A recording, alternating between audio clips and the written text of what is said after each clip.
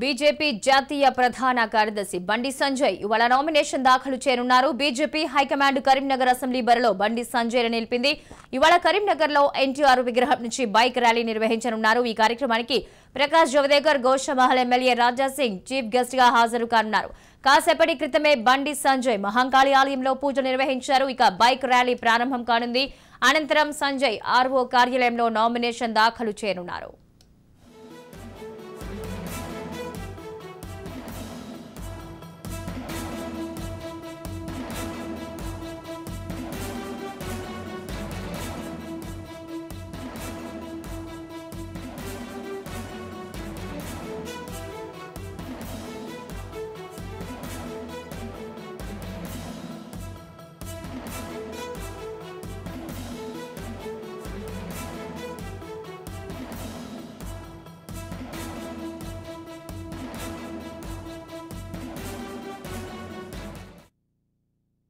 ఇక మరింత సమాచారం రిపోర్టర్ ఫణీందర్ అందిస్తారు. ఫణీందర్, చెప్పండి, బండి సంజయ్ నామినేషన్ వేయడానికి బయలుదేరారా? ఎంతసేపట్లో నామినేషన్ వేయనున్నారు? అట్ ద సేమ్ టైం ఇక రేపటి నుంచి తన ప్రచారాన్ని కూడా ముమ్మరం చేసే క్రమంలో పర్యటన కూడా ఉన్నట్టుగా తెలుస్తోంది. దానికి సంబంధించిన డీటెయిల్స్ కూడా ఏంటి?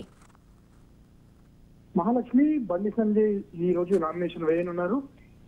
ఈ నామినేషన్ కి ముందుగా 10 గంటలకి ఇక్కడ నుండి ర్యాలీగా వెళ్ళనున్నారు. ఈసారి నామినేషన్ కి ఇక్కడ తనతో పాటు రాజా సింగ్, అలాగే ప్రకాష్ జవదేకర్, సీనియర్ నేత ప్రకాష్ జవదేకర్ కూడా కరీంనగర్ కి చేరుకున్నారు ఇప్పటికి. అయితే బండి సంజయ్ కి ఇక్కడ ఉన్నటువంటి మహాలక్ష్మి టెంపుల్ తన సెంటిమెంట్, అక్కడ కొద్దిసేపటి క్రితమే పూజలు చేసి బయలుదేరారు. మరోవైపు గతానికి భిన్నంగా, ఎందుకంటే తను ఇదివరకు కూడా పోటీ చేశారు, కానీ అప్పుడు పరిస్థితి వేరు, ఇప్పుడు వేరు. ఎందుకంటే తను ఆ తరువాత తనకు ఇచ్చినటువంటి ప్రాముఖ్యత ఏదైతే ఉందో కేంద్రంలోని నేతలు అది తన స్థాయిని పెంచాయని చెప్పవచ్చు. ప్రజెంట్ ఉన్నటువంటి సిచ్యువేషన్ లో ఖచ్చితంగా టఫ్ ఫైట్ ఇచ్చే అవకాశం ఉంది. ఈ రోజు నామినేషన్ వేసిన తర్వాత రేపటి నుండి ఇక్కడ మరోసారి కరీంనగర్ నియోజకవర్గ ప్రజల్ని కలుస్తూ పాదయాత్ర నిర్వహించనున్నారు.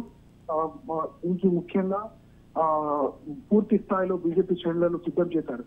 ఎందుకంటే గతంలో జరిగినటువంటి పోటీలో బండి సంజయ్ మైనార్టీ ఓట్లు పెద్ద ఎత్తున ఇతర పార్టీకి పోవడం వల్ల ఓడిపోవడం జరిగింది. కానీ ఈసారి కొంతవరకు అవి చీలే అవకాశం ఉండడంతో బండి సంజయ్ కి కూడా తన నుండి కూడా తక్కువ ఫైట్ వచ్చే అవకాశం చాలా స్పష్టంగా కనిపిస్తుంది. బీజేపీ కూడా ప్రతిష్టాత్మకంగా తీసుకుంది. ఎందుకంటే ఒక ఎంపీ స్థాయి వ్యక్తిని ఎమ్మెల్యేగా పోటీ చేయించడం బీజేపీలోనే జరుగుతుంది.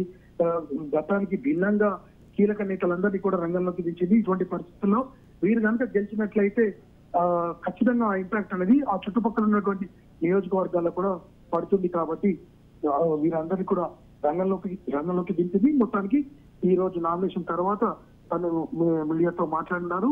తన ప్రచార పర్వాన్ని కూడా పూర్తి స్థాయిలో మొదలు పెట్టనున్నారు. Right, thank you Phanindra.